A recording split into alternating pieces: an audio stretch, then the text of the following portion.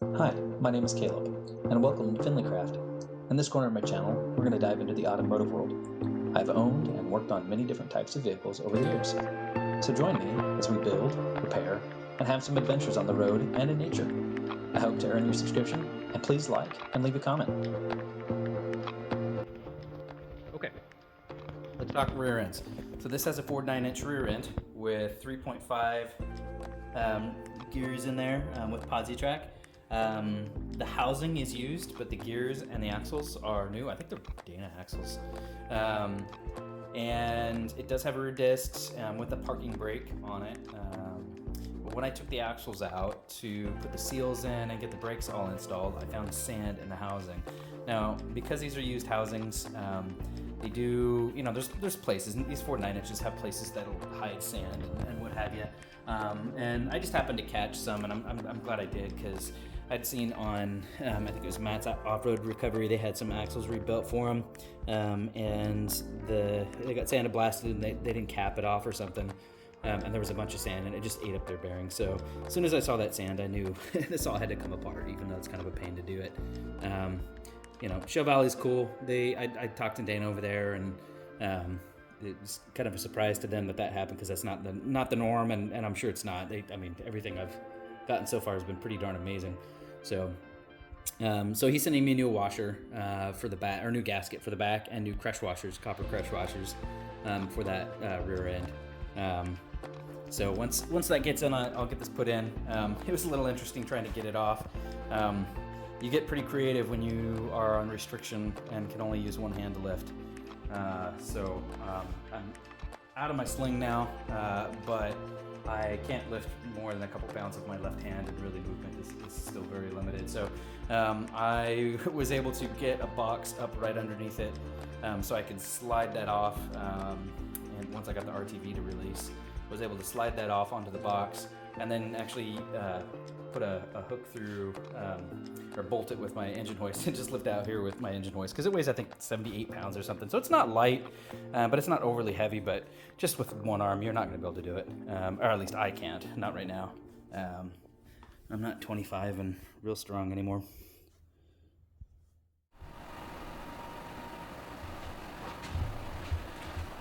Okay, let's get the rear brakes going. I need to clean this off a little bit. I got a lot of dust on it from sitting around for a while.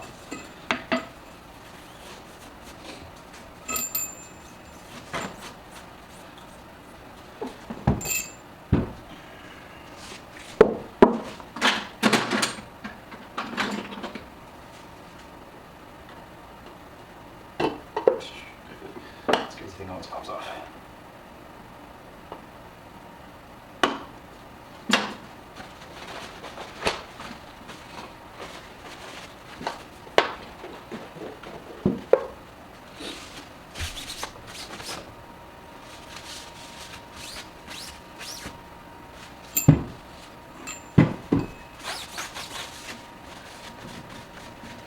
Because there's a little bit of sand in the housing there, I really want to make sure that this is good and clean.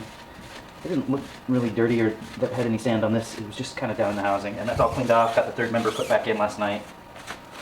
So now I'm ready to get the rear brakes done.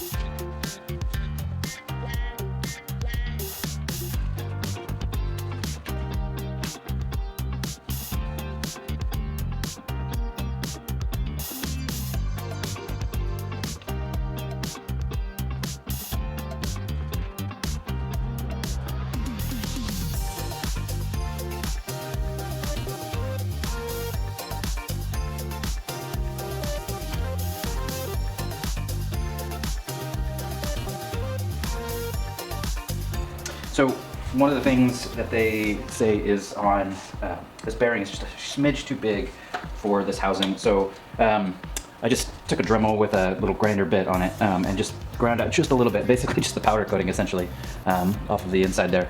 And that seems to have given me enough space to be able to get this on, which is nice.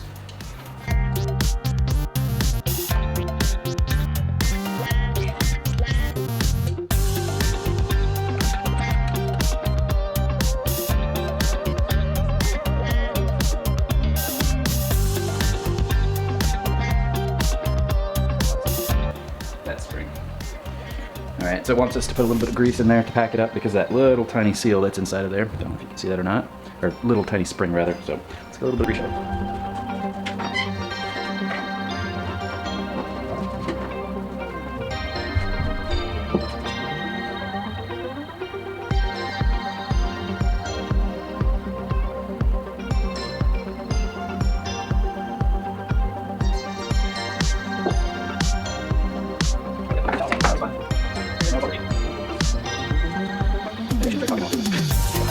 Out the ground.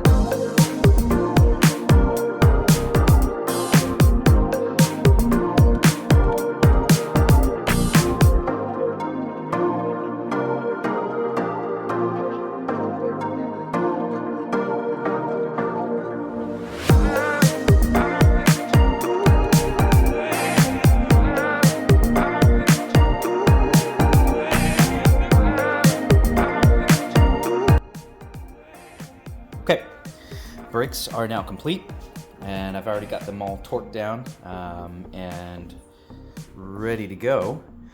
We've got all 4 wheels down here, and the parking brake cables are already installed, and they'll come up underneath here and go into the transmission tunnel. So Chevrolet puts some steel hoop in the transmission tunnel here, and then they pre-cut where your parking brake is going to go through. So the kit that they provide for this, there's the handle. So you'll actually pull out this little cotter pin here and pull off the swivel, because we're not going with a single point. The parking brakes are done with a double point. So both those cables will come up, go through here, or actually they'll go through here, which this will be mounted under the inside of the tunnel, and much like a brake line, it'll be clipped in here, and then that cable will go through there. This will sandwich those down so that they can't come out, with a kind of tie rod looking deal here. And then this end will go where that's at. And then if you need to tighten it, you can tighten it here. So that is the basic gist of it. I'm aware that most of these kits, the parking brake is one of the weaker points of the whole setup, braking setup. So I'm hoping this one isn't too hard. It looks pretty straightforward. And if I do need to adjust it, you know, if I gotta take off stuff, I gotta take it off. It is what it is. And I know that's kind of part of the game of putting together a brake system, or really putting together a car, is sometimes you put things on and off 3 or 4 or 5 times or more if you need to. So I'm sure I'll have plenty of that as I get to the body work and making sure all the lines are where I need them to be. So